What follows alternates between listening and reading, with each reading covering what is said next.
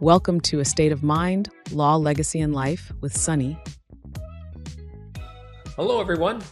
Welcome back to A State of Mind, Law, Legacy, and Life with Sunny, Principal Attorney at Rickard Law, APC.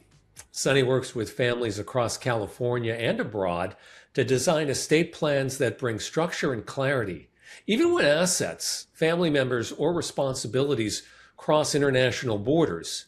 My name's Sean O'Connor, and today we're talking about what families should understand when they own property or financial assets in more than one country. Sonny, good to see you. Good to see you, Sean. Let's get into it. Assets in multiple countries. What makes estate planning more complex when a family owns property or, has financial accounts outside of the States? I think the fundamental challenges are the state planning is primarily governed by law. So there is no single global law of how the states should be distributed, unfortunately. So each country has its own rules about who inherits what, how the asset should transfer at death, and what kind of taxes applies, and what kind of documents are necessary or are recognized. So when the California family has asset in multiple countries, they are spontaneously subject to multiple legal systems. And those systems do not always synchronize, cooperate with each other.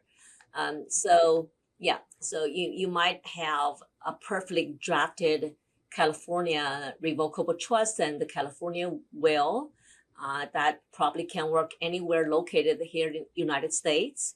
But that same will may be ineffective or unrecognized with respect to the real properties in China, a bank account in Mexico, or the transfer the property into that trust will trigger a transfer tax, like the properties in Canada. So on top of those legal complexity, you may also have reporting obligations. We know that the United States require its citizens and residents to report foreign assets, the financial accounts and other assets. So like the real properties, if it's generate income. So there are significant penalties if you get those wrong. So international state planning really sits at the intersection of state laws, tax laws, and sometimes corporate laws in multiple jurisdictions spontaneously. It's complex for sure.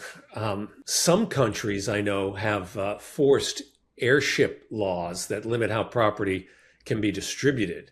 How do those rules affect a California-based estate plan?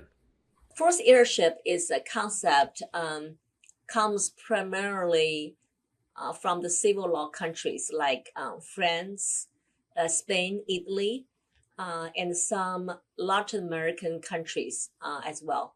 And the law basically mandates that a specific portion of the state that must be distributed to certain heirs.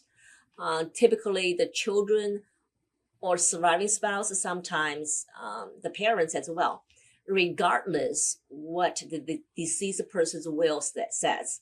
So unlike California, right, you can actually disinherit somebody. If you don't like your son, your daughter, and you get specifically in your will said, I disinherit this person, they would be considered a predeceased me for the purpose of the distribution. But in some countries, actually, you cannot do that.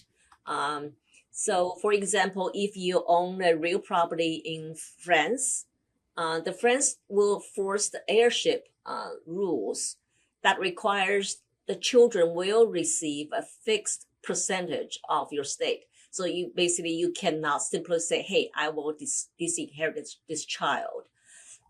So I think right now, because the EU's rules, some of the EU regulations provide some flexibilities, but still, if you have foreign assets, especially real properties, you definitely need to consider if that country has the forced heirship, and then you have to plan accordingly. Sometimes you might need at least two wills to address that problem.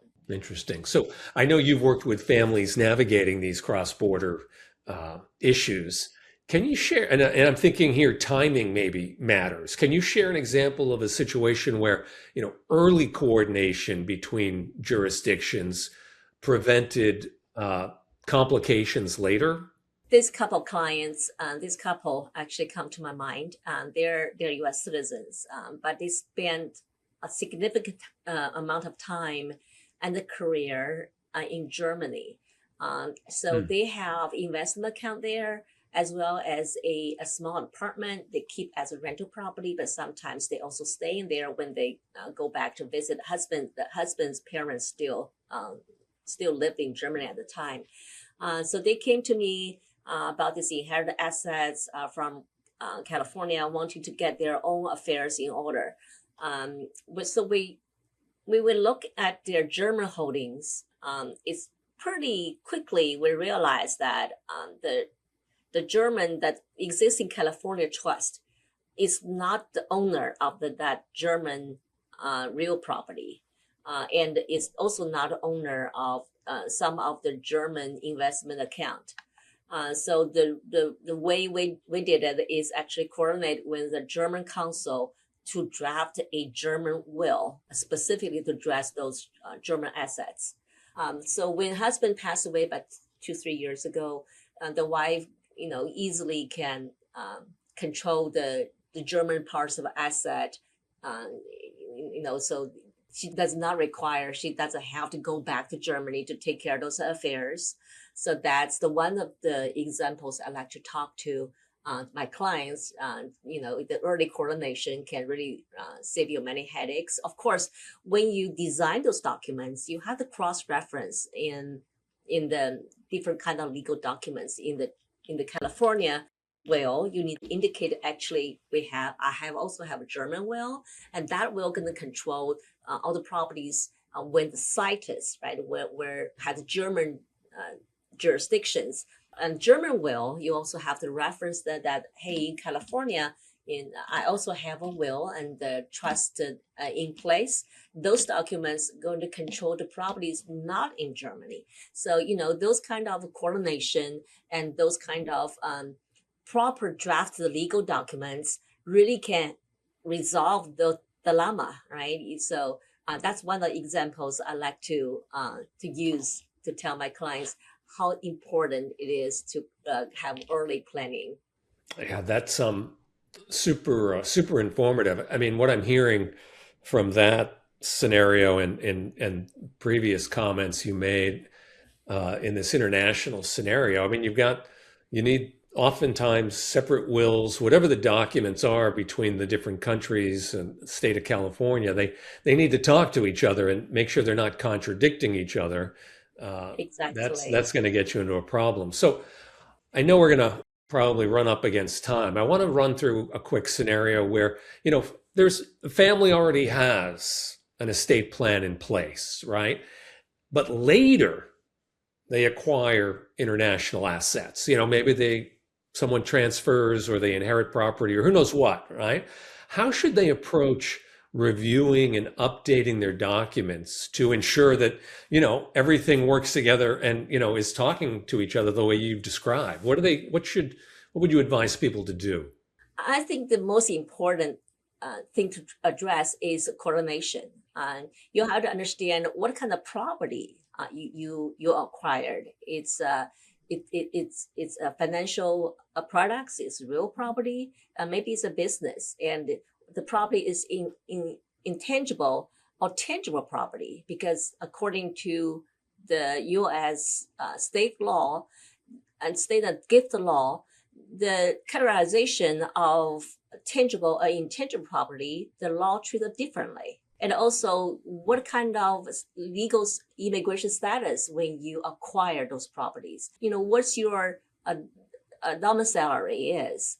So all these are going to affect how you're going to structure your state plan. What kind of tax impact going to have, when you pass on, what kind of income tax impact, what kind of state tax impact, of those properties.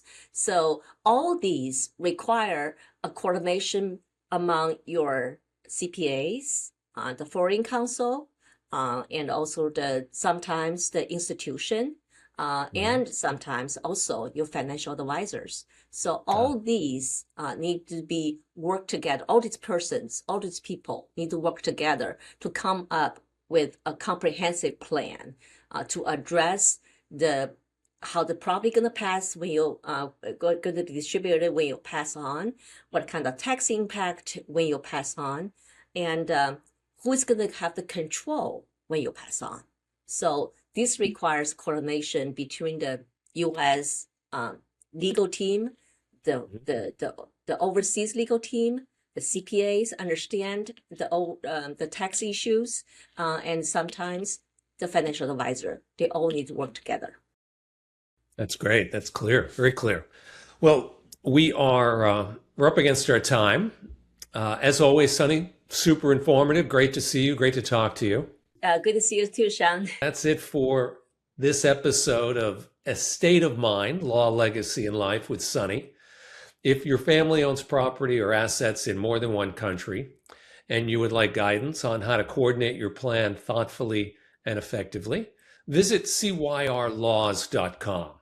And if you found today's discussion helpful, please subscribe, maybe leave a review, or share a link to it with someone you know who could use it. I'm Sean O'Connor. Thanks very much. Thank you, Sean. Thanks for watching.